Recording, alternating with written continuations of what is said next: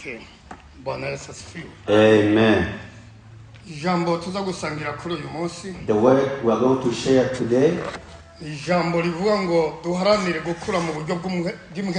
Need to grow spiritually. Umunsi ukomeye w'Uwiteka uri hafi. The great day of the Lord is close. Ndasubiramo. 7. Duharanire gukura mu buryo bw'umwuka. We had in order to grow spiritually. Umunsi ukomeye w'Uwiteka uri hafi. The great day of the Lord is near. Gomba dusoma amajambo y'Imana. We will read the word of God mu bice bibiri. in the 2 chapters. Bahera mu Baheburayo igice cya 6 umurongo wa mbere. Hebrews 6 verse 1. Kuri uwo murongo wa mbere tuza kuhabona ibintu bitanu. We're going to see 5 things in that. Yendegwa ko ku muntu amaze gukizwa. Men want to the saved person Cyangwa umuntu amaze gukura mu buryo bw'umukemu. who is grown spiritually, ashobora kurengana akabandanya agashikiyana. that he go through and arrive to the destination. Hanyuma duca dusoma muri Matayo 24. Then we read Matthew 24 umurongo wa mbere n'uwa gatatu. verse 1 and 3. Hanyuma turasimba n'uwa 15 Then tugeze jump na to kabiri. 15 up to 22.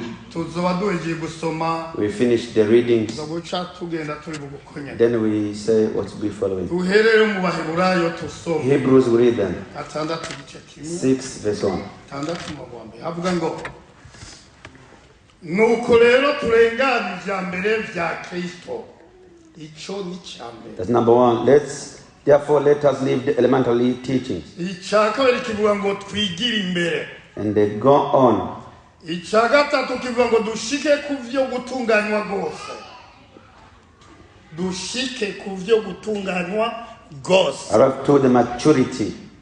Ica kane twoye gusubira gushiraho itanguriro yo kwihana ibyaha by'imfagusa. Not laying again the foundation of repentance. Ica gatanu ico ca nyuma. 5 and the last one. No kwizera Imana. And the faith in God. Tugiye muri Matayo rero. Matthew, therefore. Uheye Matayo 24 guhera ku murongo wa mbere. Matthew 24 verse 1 kugeza ku wa gatatu. up to 3. Tuje tubandanya mu 15 kugeza 24. Up to 15:24. Havuga ngo Yesu arasohoka ava mu rusengero. Akigenda abigishwa biwe baramwegera ngo bamwereke inyubako y'urusengero. Arababwira ati ntimubona ibyo byose, ndababwira ukuri, ahandi hazosigazwa ibuye rigeretse ku rindi ridasamburiwe hasi. Yicaye ku musozi wa Elayo n'abigishwa biwe baramwegera bihereranye, baramubaza bati tubwire ibyo bizobaho ryari kandi ikimenyetso kizoba iki cyo kuza kwawe c'umuhero w'isi. 15 nuko aho muzabonera ca kizira c'ubuyobe bw'ubugesera gihagaze ahera cyavuzwe na Daniyeli muvugishwa n'Imana, usoma niyuba. Ico gihe abazoba bari Yudaya baze bahungire ku misozi miremire, uzoba ari hejuru ku nzu ntaze yurutswe no gusahura ibiri mu nzu yiwe, uzoba ari mu mirima ntaze asubizwe inyuma no gusahura umutamana wiwe. 19 ariko muri iyo minsi abazoba batwaye inda na bose abazobona ibara, kandi muze musenge kugira ngo uruhungo rwanyu ntiruze rube mu rushana canke kw'isabato, kuko muri iyo minsi hazoba hari amarushwa uhambaye atigeze kubaho kuva ku itanguriro ry'isi ugashitsa n'ubu, kandi ntazokongera kubaho. 22 hanyuma kandi iyo minsi itagerugwa yorokotse umuntu n'umwe, ariko kubw'abatoranijwe iyo minsi iragerugwa. Amen. Amen. Basi ngoma tubandanye. We will proceed Duhereye ngaho mwabo Baheburayo turatanguye gusoma. from the book of Hebrews. Ikibazo tugomba kwibaza ni iki? The question we need to ask ourselves is this one. The first one. None ibiri imbere, What is ahead? dukwiriye kurengana nibihe? That is pass by. What are they? Kandi tudakwiye kongera gushinga ukundi. We don't need to make a foundation again. Ariko kandi tukabikomeza. However, we need to strengthen them. What are they? Uyu mwanditsi umwanditsi yandikiye abaheburayo the author of Hebrews, yababwiye ngo barenga for them to go, ivya mbere vya passing by Kristo the face of Christ, ivyavuzwe what ataraza was spoken when he was not there, n'ivyavuzwe amaze and kuza what was said when he was there. ibihe What are they? tudakwiye gutanguza uyu That munsi can't start again today, kawo umenga n'umuntu agomba yubake like it's someone who's going to build. abamaze gukura mu buryo bw'umwuka Those who are adult spiritually, kandi biteguriye umunsi who w'Uwiteka are ready for the day of the Lord, barazi ivyo they know all of those things. kandi barabisobanukirwa They really understand. none n'ivyaye Therefore, what are they dukwiriye that kurengana need to pass by? kandi tudakwiye And gutanguza they can't start again. ari bisanzwe They byaratanguye started already. icya mbere ni iki Number one is ukwihana ibyaha by'imfagusa repentance, the bad acts. kwihana Repentance, mwumva turimo turabivuga when I say it again, si ikintu dutanguza we're not starting today. kandi si ikintu turimo turasubira gushinga Oh, we are starting again. ni ijambo ryavuzwe na yohana John the umubatizi Baptist said it before igihe yasemerera when he was speaking very yavuze ngo loud. mwihane He said, repent, mwihane repent, kuko ubwami bw'imana for the kingdom of God is at hand. bisobanurwa Which means, na yesu amaze kuza when Jesus came, nawe yarasemereye he said, akoresha ijambo use ryitwa the same kwihana word repentance. n'intumwa And apostles, yesu amaze when Jesus said, kuzitoranya selected them, zavuze ijambo they rijanye said the word n'ukwihana according to repentance. bisobanurwa rero Which means so far, umuntu yamaze gukura mu buryo anyone bw'umwuka who grew spiritually, ijambo rijanye the n'ukwihana word regarding ntabwo repentance rimugora is not hard for them. abarisobanukirwamo They neza really kuko understand. niryo rigize ubuzima bwiwe It's making their lives. akamenya neza They really know, ati iyo ncumuye if I sin, nihane I have to kandi bituma repent. yihana The reason they repent, aragisobanukirwa they know it. ntabwo ari ijambo rero It's rishasha not a new for them, ushobora kuwandura umutima umuntu which can surprise ngo people. mbega ibi ni ibiki What is this? ijambo rigira kabiri Number two, risobanurira dutegereza we kurirengana need to pass by this word to understand. duhejeje kwihana After that, tukamenya ko ariyo turiko we turagenda know we are going somewhere. tugenda tuja We are going somewhere. banza akarorero For example, umwana avutse when a baby is born, mbega aguma uko ari do they stay the same aguma way? kurya nyine tumubonye Do they avuka stay at that state? abandanya agira What they do? none umuntu abatirijwe If someone baptized, abagereranywa n'ugize they are similar to what? agereranywa n'ugize Similar to n'uvutse the newborn. kuko rero abatirijwe Because they are ntabwo baptized, agumira mu mubatizo they can't stay in baptism. ategerezwa kuguma They abandanya need to proceed abandanya kuko hariho iyaje until they go nicyo where they're gituma going. ijambo ryatubwiye ngo That's why the word said, twigira we imbere need to go further. ibyatangujwe na kristo Something said about Christ hamwe and the n'intumwa apostles n'abavugishwa and the n'imana prophets n'abahanuzi and the all prophets. tubirengane We need to pass by kuko hariyo tukiri because we're going somewhere, still going somewhere. rero ijambo rigira kabiri n'iri The word number two is this: ijambo rijanye no kwizera imana faith in God. bibiri ritubwira ngo The Bible says aburahamu yizera imana Abraham believed in God, abiharurwa ko kugororoka and this was for him to be holy. gitanguza It's not something starting si n'ikintu twokwigisha nka that can gishasha teach like new. ijambo ryitwa kwizera The imana word of faith in tuba God. dufise benshi He had many bayizeye who believed in him, kandi bafise ibyo bakuye mu kwizera who got something from their faith. haleluya Amen. nka mose We twarabibonye saw Moses. kubwo kwizera For imana his faith in God, agakura mu buryo he bw'umwuka grew spiritually bituma yanga kwitwa umwana until w'umukobwa wa he was farawo not named the son of the daughter of kubera yari Pharaoh amaze gukura because he grew. bituma yanga kwitwa He didn't accept to be called a son. kubera iki Why? yarizeye imana He believed in aravuga God. neza He saw ati clearly, ninabyihakana if I don't agree ariyo that, banyitanga imbere the people who bizeye believed before me, kandi irabatabara and the Lord helped kandi them. irabafasha He helped them. rero kwizera imana Believing in ni God, ijambo dutegerezwa kugira it's a word you need si to, rishasha it's not a new, niryabayeho it was there tarabaho before we were born. abatuyitangiye imbere People ahead of us, kubw'ibyo iyo umaze kwizera imana when you believe in uba God, ugifise urugendo you runini still have a long ariyo journey. ukika You're uragenda going somewhere. ntabwo urashika You will not reach your icya destination. gatatu Number three, ni ibijyanye no kubatirizwa about baptism. notangara mu I'll be ishengero surprised in church. abantu bagumiye kwama basubizwa mu mazi People will be baptized mu baguze mu badevantiste The Adventists, iyo babatije abantu when they baptize people, bisobanura gucumuye if you sin, barakwibika they dunk you again. ugacumura When you sin again, barongera bakakubaza you are dunked again. hariho n'ayandi masengero In other churches, nonye nucumuye if you sin, bakubatiza they rebaptize you one more time. umubatizo rero n'uyu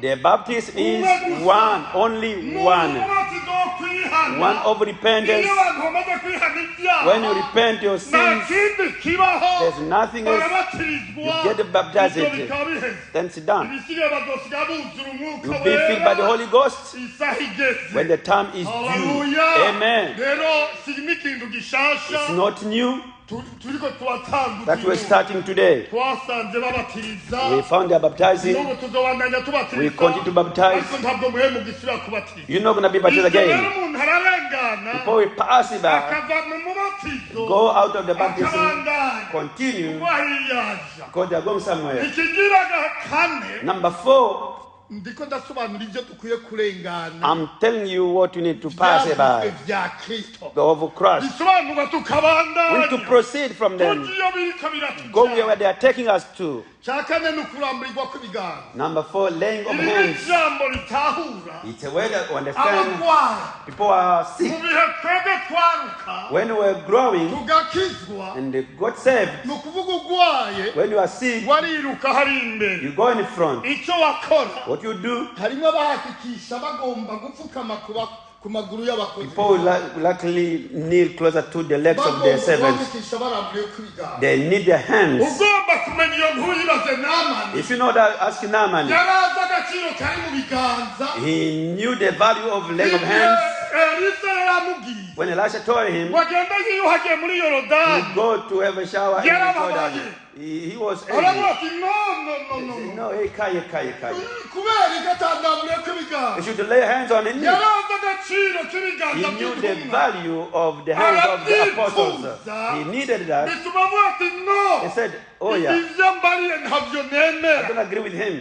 ndagomba ndamburire ko I need him to lay hands upon me. baramubwira bati They niwumve said, listen, uwavuze rirya jambo the person who said the word niwe yokuramburiye is the kw'ibiganza one who would lay hands none on nimba you. wemera ibiganza If you byiwe accept his niki hands, cyotuma utogenda muri ayo mazi why akubari don't you go in the water he's telling you to go? haleluya Amen. haleluya Amen. ibiganza rero by'intumwa n'ibyo You kwifuzwa can need the hands of the ababizi servants. imana bicaye imbere yanyu People who know they are sitting in front of you, babajije ibiganza barabizi but they know what a hand cyatumye is. yitwa mwarimu What they are named in Mwarimu kapasiteri or teachers nuko yaramburiye or kw'ibiganza pastors because they lay nabereye hands ku bagwayi from sick, ni amababara feel iyo sorrowful. mbona abantu batifuza ibiganza When I see people, they don't need the hands of the servant or the apostles.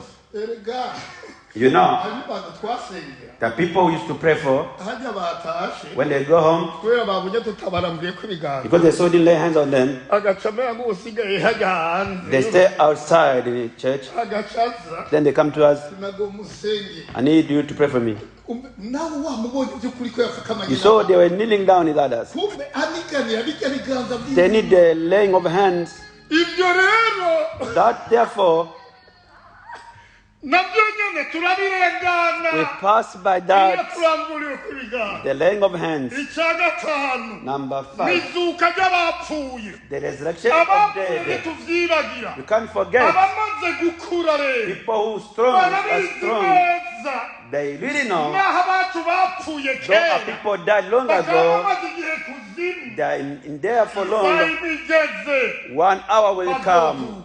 They will rise. nimba lazaro If yarazutse Lazarus was umwana wa raised, yarira akaba yarazutse the daughter of Jairus was rose, and many others. abapfuye The dead, bacu our people, tuzobabona ibyo biriho we will see nabyo them. nyine turabirengana We pass by kuko that tumaze too gukura because we are icyanyuma grown. aricyo cya gatandatu The last, which is nibyo number 6, nateguye bitandatu I prepared gusa only 6 ni iby'ibihe bidashira for the no everlasting guca amateka and the judgment, bisobanurwa rero which means hariyo ubuzima tuzoshikamo there is a life we will reach to. atagupfa No more ngo dying dupfishe abacu or losing our people. Oya. No, yandi tuzokorera ibihe we n'ibihe live ibihe forever, bidashira forevermore. biriho That is there. Those that see, we can't do sad. Elijah started already. Elijah went already. He's no longer here. Enoch is there already. They are over there. He shows to us one day we'll go home heaven. Hallelujah. Amen. People have grown. They know, though I die, I will rise. And the living Christ Jesus forever. However, there is a judgment. It will happen. Amen. Let's go for Jesus and the apostles. Jesus. On the Mount of Olives, the disciple came to him after teaching. No, he was teaching in parables. Teaching in parables, telling them about going to heaven. He's coming back. So it tells the end of the destruction of the temple in Jerusalem. After that, because they've grown already. They didn't reach all the steps. They told him, tell us, what is the sign of the prophecy you give to us? Tell us. Take care of the word we read before. There was an answer. Because they didn't reach everything. They continued to ask. The sign they were looking for was saying three things. Number one, the sign for the section of the temple to be destroyed. Number two, to see the sign of his coming. Number three, the sign of the end of the times. Among all of them, though they said one, they wanted one to before all the three, which comes before all of them, before they come to pass, so they can understand. Amen. Amen. I remember. I really remember. Paul. I say the Hebrews. I don't know who wrote it. Paul used these words. There are more others. I'll go quickly. Paul said the words. Paul. The time came. The Bible says it was after Jesus Christ. After 30 years of just going to heaven, in 61, God gave him prophecy. And his friend that they have the same faith, he preached the uncompromising gospel to the Christians of Hebrew. He told them. Then they were awake. So what is this? What is about this gospel? Going to show the first step of persecution there. They awoke. However, the gospel Paul preached in 61 after Jesus going to heaven. He gave the prophecy before 5 years so that the sorrow will start, the persecution to start. He said like that. He was given by God. In 66, after just went to heaven, because it was in 5 years. A man named Seshes. He led the Romans army in 66 against Jerusalem. He came against Jerusalem. People were fleeing from one town to another. No one went to the mountain to say they're going to the towns.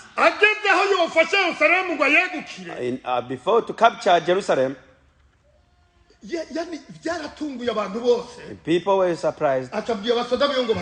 He told his soldier to go back. Join the back that capturing Jerusalem city. I told you to grow spiritually. The great day of the Lord is very close. In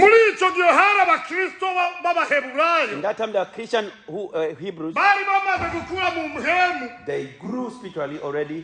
They say, what is this? What's happening? Some received the revelation, showing them what Jesus said in the prophecy. They're about to happen. Don't go into Christian affairs.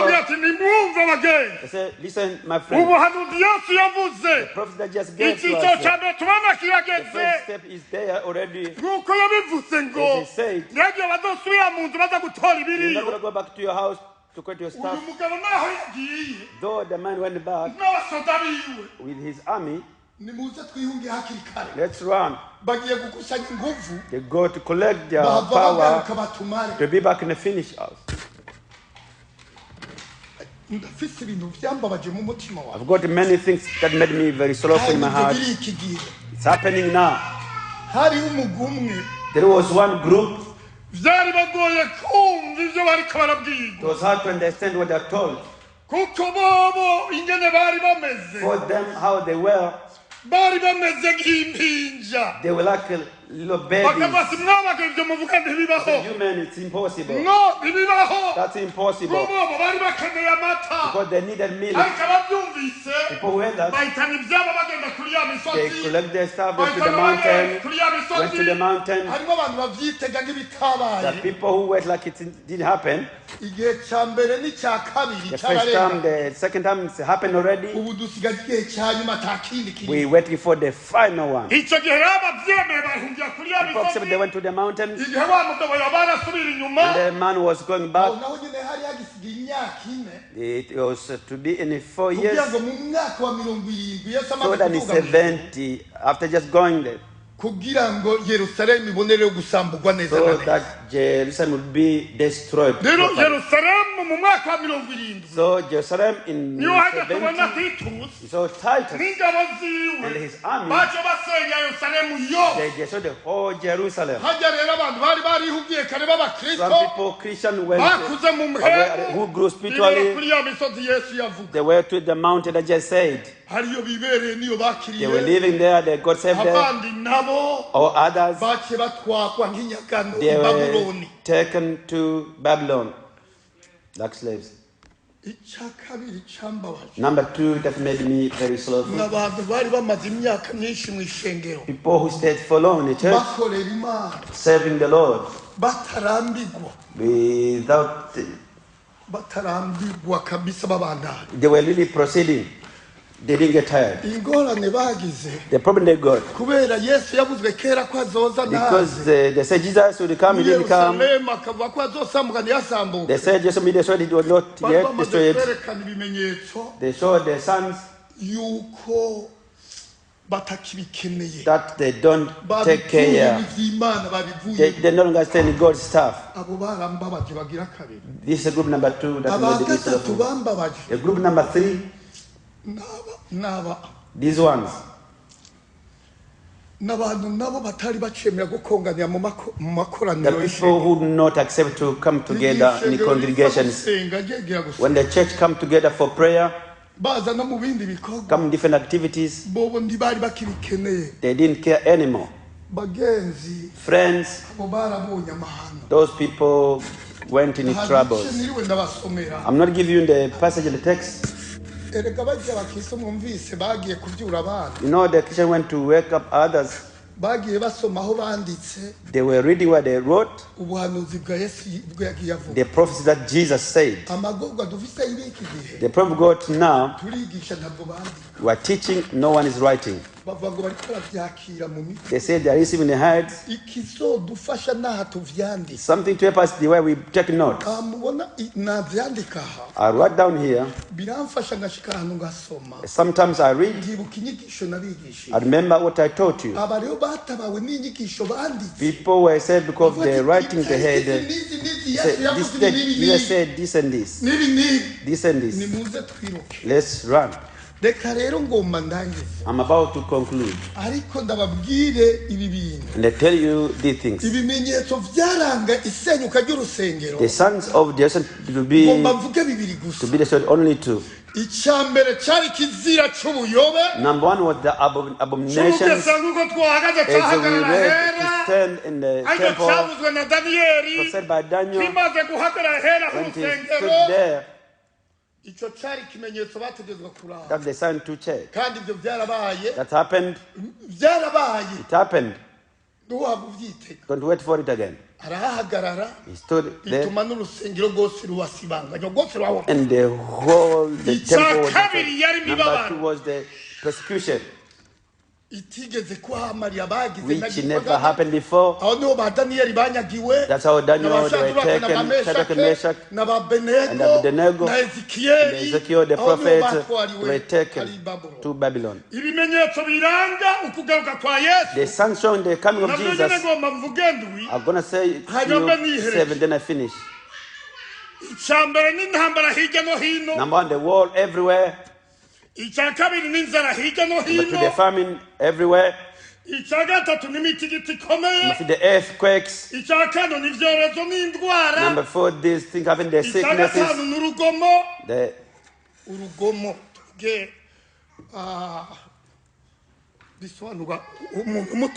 When you send someone and don't do it. Rebellion. It's a rebellion. Disobedience or rebellion. Number 6, the destruction of the families. Number 7, it's the hypocrisy of the religions. Those are the sons of the coming of Jesus. If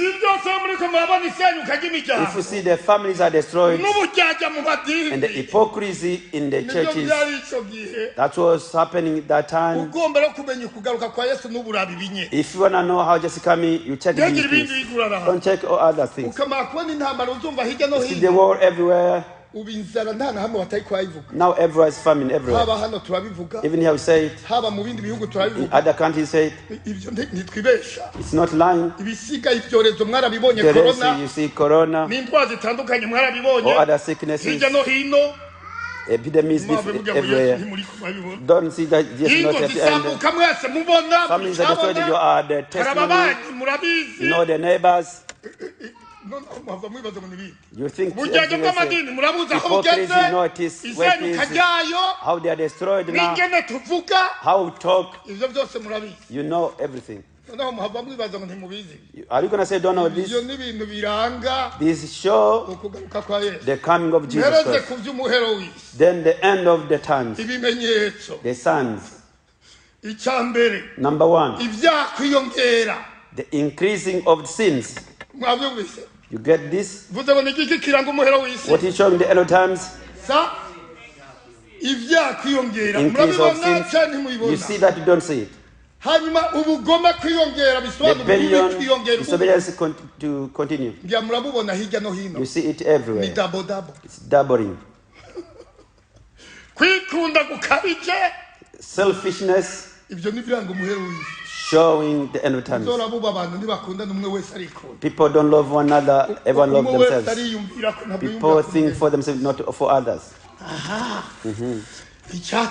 Number 4, showing the end of times. Loving the world, the worldly stuff. You see where the world is now. Number 5, the unity of Europe, EU. European Union. That one, it shows the end of the about NATO and the others. They show the end of times. Until today, people don't understand. Check in Africa, they are looking for land. They have the unity of Africa. It's showing the end of times. It's preparing for one person. One person preparing that.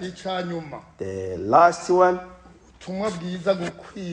the gospel to be preached all over the world. People who are grown spiritually, they know all of this. People who listen to me, God bless you. Amen. Amen. Okay. Anyone when I repent, anyone when I prepare his life. Anyone want to repent or prepare their life? Anyone is there? I can see one there. Let's pray. And the second one. The third one. Number 4, number 5. Number 6. I told you I don't have many because then say number 7. I'm telling you, nothing is remaining. This happened before of the World War of 1914. This happened after all this. Who is repeating this, the last one? If you want to get ready, please get ready.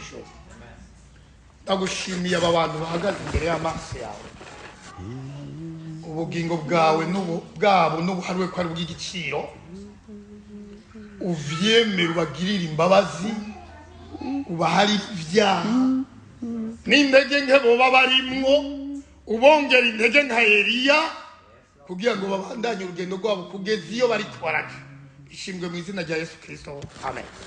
Amen. Ngo duwa kugamba nawe.